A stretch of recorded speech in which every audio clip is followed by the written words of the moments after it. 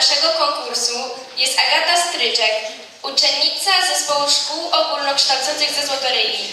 Agata wykona trudny, ale piękny utwór pod tytułem Skyfall. This is the end. Hold your breath.